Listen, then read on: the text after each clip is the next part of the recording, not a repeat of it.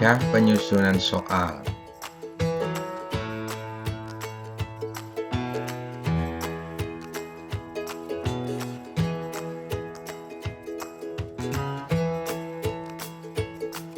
Kaidah penulisan soal pilihan ganda. Kaidah yang perlu diperhatikan dalam penulisan soal pilihan ganda adalah ada 3 poin, yaitu materi, konstruksi, dan bahasa.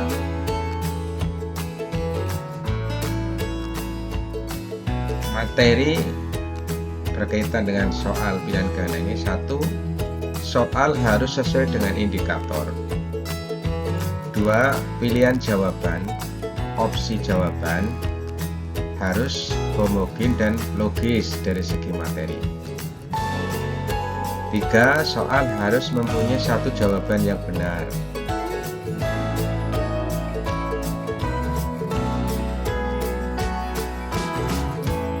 Kemudian yang berikutnya, dari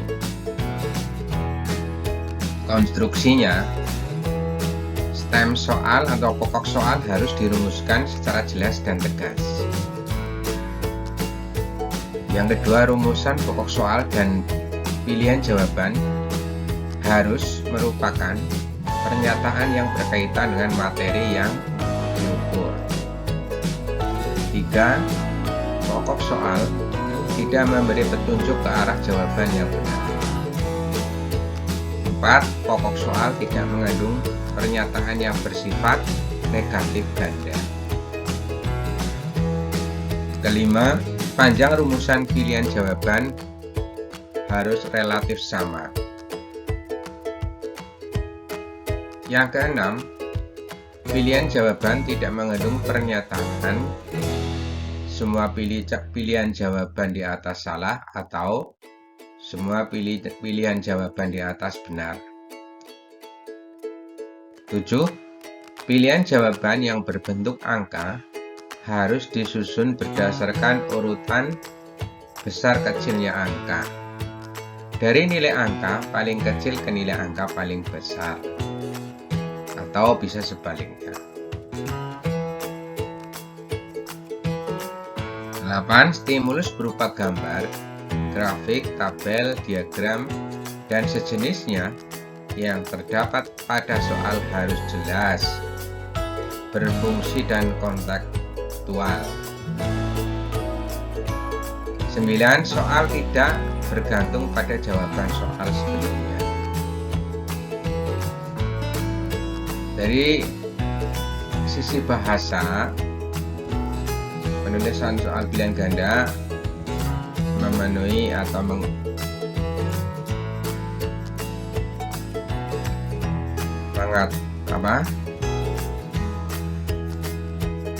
mengikuti aturan.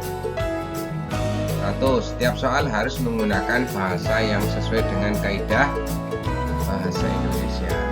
Yang kedua, setiap soal harus menggunakan bahasa yang komunikatif. Artinya, soal menggunakan bahasa yang mudah dipahami oleh peserta didik. 3. Tidak menggunakan bahasa yang berlaku setempat, terutama jika soal akan digunakan untuk daerah lain atau nasional. 4. Pilihan jawaban tidak mengulang kata atau frase yang bukan merupakan satu kesatuan pengertian. 5. Kata atau frase yang sama yang bukan satu pengertian dimasukkan ke pokok soal atau stem.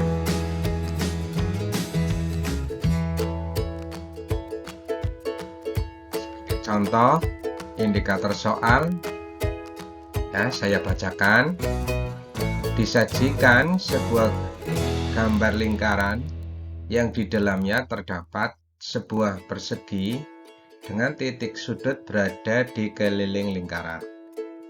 Peserta didik dapat menentukan cara menghitung luas lingkaran jika diketahui panjang sisi persegi tersebut. Nah, penulisan soalnya begini. Perhatikan gambar berikut. Ya, di situ ada gambar lingkaran yang di dalamnya terdapat sebuah persegi dengan titik sudut berada di keliling lingkaran ya. Kemudian pokok soalnya begini. Diketahui persegi ABCD dengan panjang sisi AB sama dengan 14 cm. Luas daerah lingkaran yang diarsir adalah, nah perhatikan pokok soalnya, di situ luas daerah lingkaran yang diarsir. Nah, kalau dikaitkan dengan indikator soal,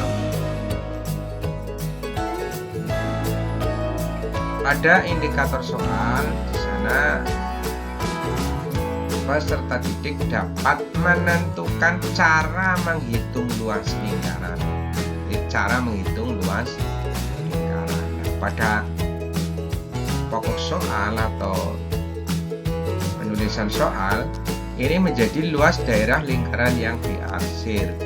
Berarti pokok soal ini tidak sesuai dengan indikator soal.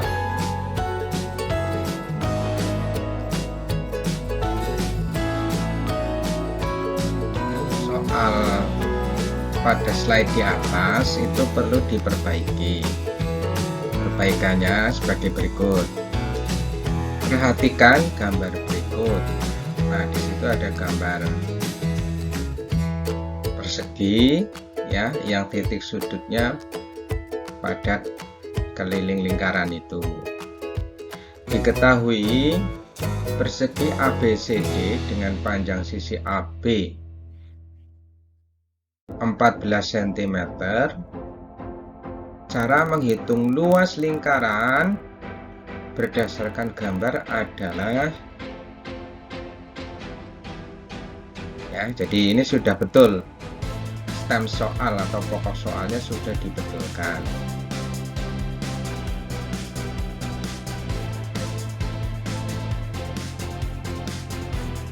Kita lanjutkan. Jadi untuk materi ya, materi ini harus homogen dan logis. Ini sebagai contoh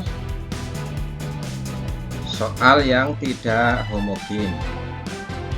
Wakil dari Indonesia yang turut menandatangani deklarasi Bangkok pada tahun 1967 adalah A. Muhammad Rum, B. Ahmad Subarjo, C. Mukhtar Kusuma Atmaja, D. Menteri Dalam Negeri. Nah, pada soal ini option atau pilihan jawaban itu terdiri dari nama-nama Menteri Luar Negeri.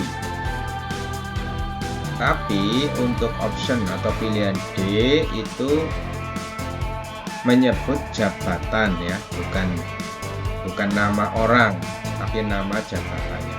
Jadi ini soal yang option atau pilihan jawabannya tidak homogen dan sekaligus tidak logis, karena ini jabatan yang disebut adalah Menteri Dalam Negeri, sedangkan dalam penandatanganan deklarasi Bangkok ini yang menjadi wakil-wakil dari masing-masing negara itu para pejabat atau Menteri Dalam Negerinya, atau Menteri Luar, maksud saya Menteri Luar Negeri.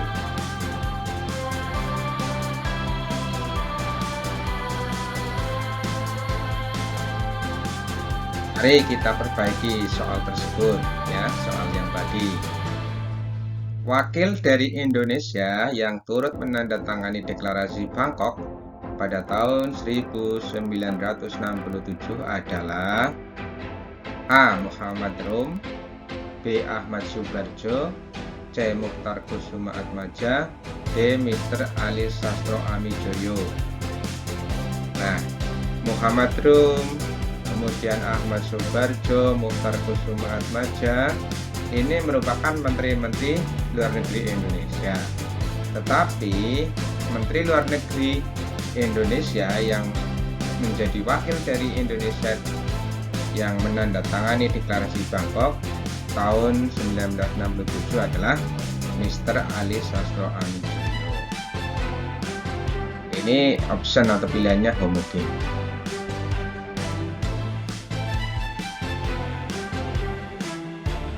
Kita lanjutkan ya untuk materi. Soal itu tidak boleh ada dua jawaban yang benar. Mari kita lihat contoh soal ya. Contoh peristiwa konveksi dalam kehidupan sehari-hari adalah A. Panas matahari yang sampai ke bumi, B. Terjadinya angin darat dan angin laut, C. Air yang dimasak di dalam panci lama-kelamaan mendidih, D. Pangkal besi yang terasa panas ketika ujungnya dibakar. Nah, ini jawabannya adalah ada dua jawaban yang betul, yaitu terjadinya angin darat dan angin laut, C. Air yang dimasak di dalam panci lama-kelamaan mendidih. Ya, konveksi ini. Jadi jawaban B ini konveksi, terjadinya angin darat dan angin laut. Kemudian yang C, air yang dimasak di dalam panci lama-kelamaan mendidih, ini adalah proses konveksi ya, konveksi. Nah, ini ada dua jawaban yang benar. Ini tidak boleh ya dalam penyusunan soal. Pilihan ganda ya. Ini kita perbaiki ya soal yang tadi.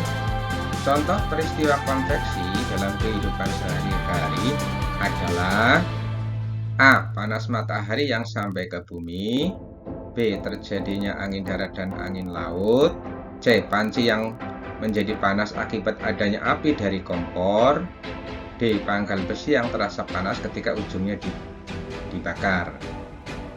Kunci jawabannya B ya.